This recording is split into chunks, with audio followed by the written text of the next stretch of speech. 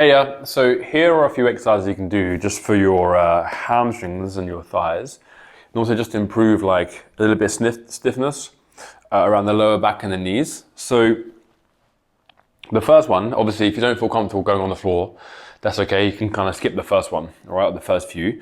When we stand up and move into different parts, like from a different position, then that might be a little bit easier for you to manage. So again, if it's too hard to get down, that's absolutely fine. You could also do it lying down on the bed as well. Like it doesn't have to be on the floor, all right? Because the bed's a little bit easy to get up to. Likewise, the sofa as well. You can buy a band. It helps, right? Because like if we're lacking mobility in our hamstrings, this is quite a good exercise to do to help strengthen to help mobilize them. So we can wrap the band around our leg. So again, sit up, band here. Then we hold on to it. And it's a little bit easier to like hold that position because I'm using the band now. And I want my knee to relax. So I'm like not trying to like drive my legs straight, but I'm looking to let my knee just relax to the point where I can feel the stretch down my calf and into my hamstring. All right, like so. I'm just gonna hold that for 15 or so seconds. And then what we can do 3 times is just try and push the knee straight. 1, 2, and 3. So I'm just trying to, like, after 15 seconds, push my knee so it goes straight against the band. And that's going to give a little bit of a deeper stretch and allow you to get a little bit more of, a deeper stretch in that kind of hamstring and in that calf. So again, you'll do both sides with this. Again, hold that position. This knee can be bent if you want to, or you can have it flat. It's probably easier to have it bent in that position. And then we're going to push the knee back after 15 seconds to get deeper stretch, and then relax. Again, push it into that band, relax, and then one more time. Again, just for a slight deeper stretch in that position.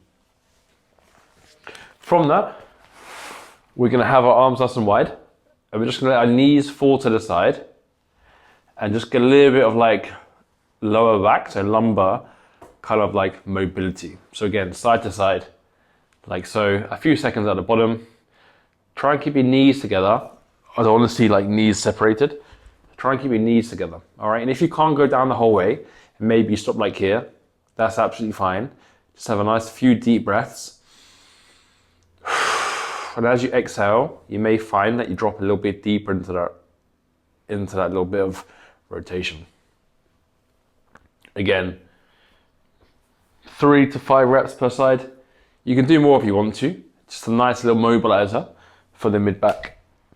After that, we're going to stand up. We're going to stretch our calves and our hamstrings again. Again, if you need assistance to get up, that's absolutely fine. So you can stack a few books up or go on a step or something similar. We're going to do a little calf stretch. So basically, I want you to put your heels on the floor, okay? So if I'm seeing my back foot, my heel is on the floor, but the arch of my foot and the ball of my foot is raised. I'm then just going to lean forward. You can hold on to something if you want to. If you have like a door frame or a wall, you can do that too. So you could go up to a wall, like in this position.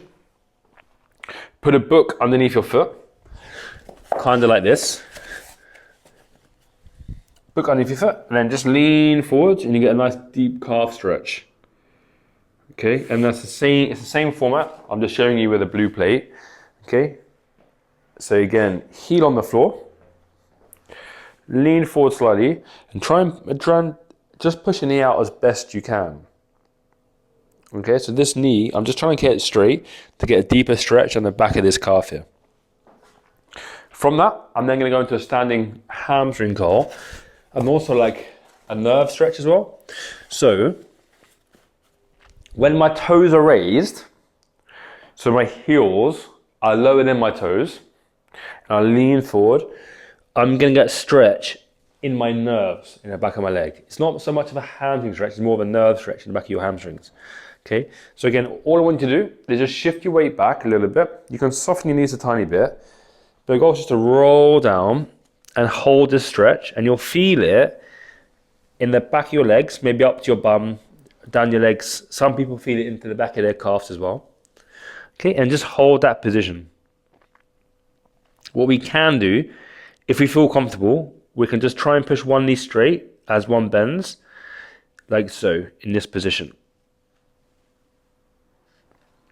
You don't have to do that, it's absolutely fine. You can just hold that stretch.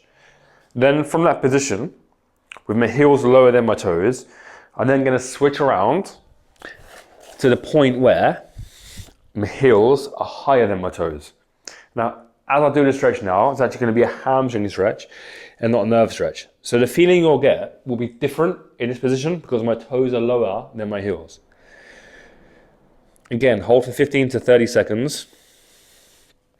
Just let yourself fall down and kind of like have a nice deep breath into this position.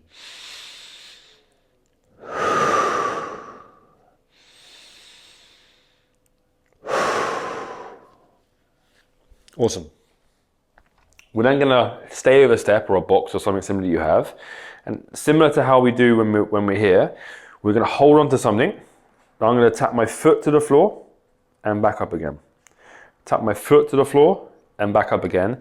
Keeping more weight on my left side. All right, so tap the floor and back up. Tap the floor and back up. It's really important this knee travels forward over the toes and doesn't cave inwards like so as they go down. It doesn't fall inwards. It stabilizes and drives over this standing leg. To the floor and back up. Okay? And do a range of motion that feels comfortable for you, that isn't causing any pain in the knee. From that position, we're going to do both sides, maybe 5 to 10 reps. We're going to take a door frame. We're going to hold on the side like a C shape with my arms. And all I want to do is let your hips fall to the side, holding onto the door frame. And this is going to be a really nice stretch on the side of your body. Just like so. Again, hold for 15 to 20 seconds to 30 seconds. Just let your body fall, holding on to the rack obviously, or the door frame. Then go to the other side. It's a really good stretch for the side of our body, our lats, our obliques, our kind of hip region as well. That's a really good exercise. One exercise I forgot at the start is a 90-90, if we're in a position. Okay, so, if I move this out of the way, I should have said, after the hamstring stretch, if we can get into this position, if it feels comfortable and okay for you, then we are going to drop into this position, stay tall, with if our right leg is forward of our body, our right hand on the floor, just going to lean forward until over that leg and then come back up again. The goal though is not to roll my back. The goal is to keep my back flat and straight as I drive forward to get a bit of a deeper stretch in the internal and external rotators of the hip. Again, 3 to 5 reps is a really good number of repetitions to do for most of these kind of exercises. And then we go to the other side. So the knee comes up. But again, if you don't feel comfortable lying on the floor or it feels stiff and sore, just do the standing up exercises.